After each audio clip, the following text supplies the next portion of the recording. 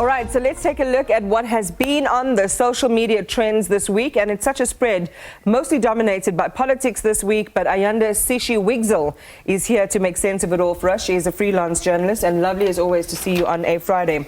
Let's start with the Zweli Mkhize NDZ Zuma hashtag that was trending this week. We know what it's about. It pivots around the ultimate prize in the ANC.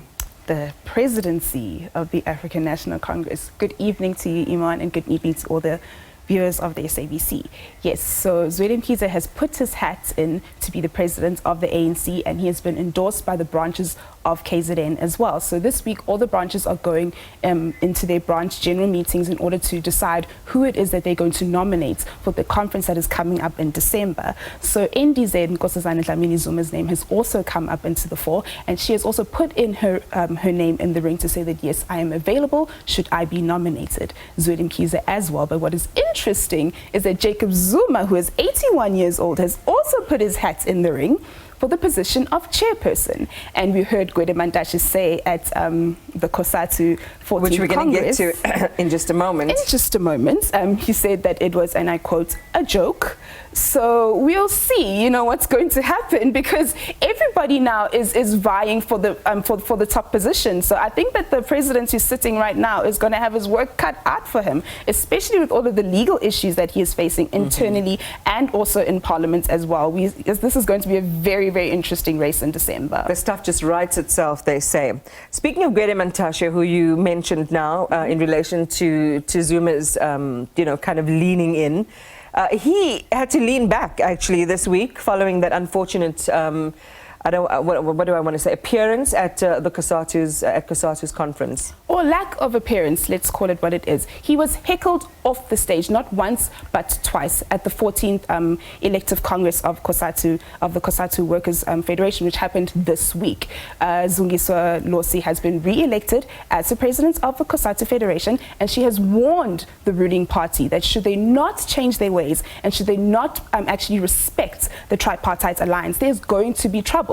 What is interesting, though, is that in the ANC policy conference, which happened a couple of months ago, the Tripartite Alliance did not make it onto the discussion document of the African National Congress. So the workers have noted that in COSATU, and they're extremely upset, and they did say that in no uncertain terms, that they're upset with the African National Congress and they do not want to be relegated to being just the labor desk within the Tripartite Alliance. The SACP also came out in that same conference saying that should they be called to stand, and if they're given a mandate, they will stand and contest elections as the South African Communist Party, which led to the chairperson Gwede Mantashe saying that he thinks that he's been served with divorce papers. Social media did say that, so the divorce papers do need to come sooner rather than later, and they do need to go back to the drawing board. We've heard divorce papers, we've heard the SACP say what it's saying in the past, but this is an interesting kind of, I don't want to say escalation, but the optics were, I think, a little more intense than we've seen in recent years in terms of the fissures within the Tripartite Alliance.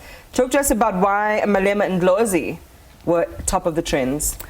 So if you remember a couple of years ago, there was a common law assault charge that was placed on Julius Malema and Mbuyiseni Ndlozi at Winnie Madikizela Mandela's funeral.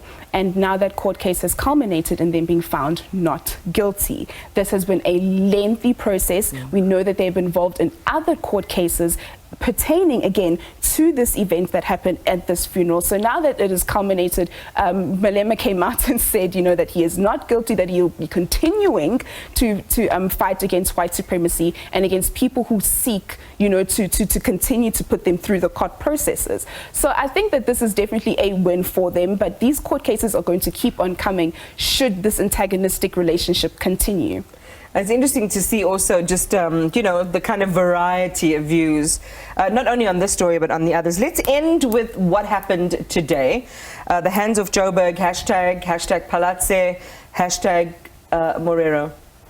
Yes, so unfortunately, Mpumalati is no longer the mayor of Johannesburg. This means that there is a new mayor who has been voted in, Selo Enoch Morero. This happened because through a vote of no confidence, which means that the coalition government, the multi-party government, has in a sense failed. There's a lot of talk that has been happening on social media, and we saw the back and forth between Action SA, the Democratic Alliance, and the other coalition partners, particularly the Patriotic Alliance, saying that the reason why it is that the coalition failed was due to the fact that the DA was incredibly arrogant in their negotiation processes. And we have been seeing this back and forth that is happening on social media, but what we have not been seeing is what is going to happen to the people of Johannesburg, who at the end of the day are going to be the ones suffering as a result of this lack of service delivery that is happening. And I noted the question earlier in the show that was very, very interesting to me, is what will happen to service delivery should these coalitions continue? Will they happen or will they not happen? We've seen in Tshwane what a coalition government, how a coalition government can actually really cripple the work of service delivery processes. And here in Johannesburg, it is really paramount that this municipality run, because at the end of the day, we are the heartbeat of the economy of the country, not only just the South African country, South Africa as our country, but the economy of Africa as a whole. This municipality has to work. And right now what we are seeing is people grabbing power where they can. And we need to remember that in a coalition, you did not outright win all of the votes. And what the people of Johannesburg did was stay away from the local elections to punish these political organizations so that they can actually learn to work together. So you cannot say that there's an outright winner in the municipality of Johannesburg, because there never was one to begin with. The people stayed away from voting because of these kinds of instances.